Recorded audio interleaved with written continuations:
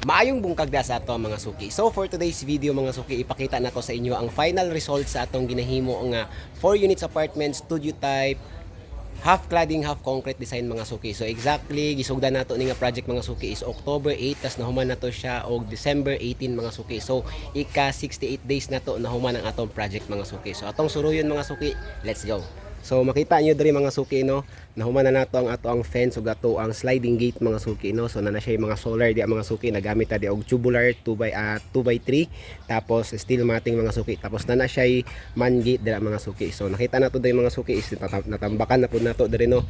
So naka-elevate na siya dira mga suki no, gikan sa ilahang kalsada naka-elevate na siya diri mga suki. So nagbutang po ta diri og rampahanan para if in case ang mga renters na siya mga sakyanan makasulod sila diri dayon. So muna siya ang ato ang upat ka units mga suki. So muna itong door 1, door 2, door 3, door 4.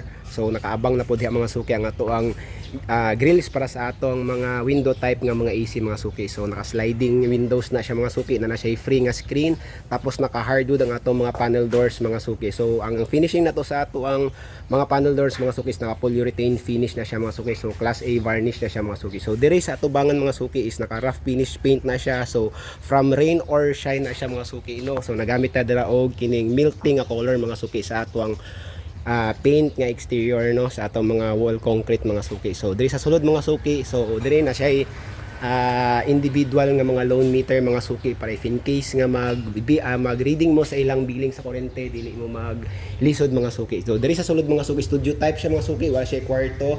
So na siya saksakanan, na siya outlet diri, napod siya outlet dito mga suki. So naka PVC ceiling na siya mga suki, na siya duha ka book pin light. So diri nagbutang ta diri og kining door mga suki para ang baho sa inyohang niluto mga suki dili mosulod sa inyohang kwarto. So mo ni ang ilang kitchen mga suki no, single type siya nga sink mga suki, natay Lafonza nga faucet, tapos napod siya outlet diri mga suki no.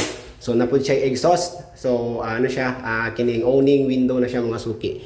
Tapos diri pud sa sulod mga suki gwapo kay nga to ang kining CR mga suki, atong toilet dati ordinary toilet, tapos Lafonza nga faucet, tapos naka PVC ceiling gyapon siya, tapos nagyapon siya exhaust. So owning gyapon natong gigamit diri mga suki no. So diri sa likod mga suki na siya individual nga mga faucet para sa laundry area mga suki no. So muna siyang itsura diri mga suki. So wala jud nato gitipid ang ato ang project mga suki. So kabalo ko nga satisfied yun ang ato ang client ani. So naka-spandrel po ang ato ang mga ceiling diri sa gawas na mga suki no. So mo to mga suki no, muna siya ang atong resulta sa atong ika 68 days nga final result sa atong studio type 4 units studio type apartment half cladding half concrete design. Sa mga gusto magpatrabaho mga suki, PM lang mga suki. So ang today na lang, dagan kay salamat og dalay ng Dios. Let's go.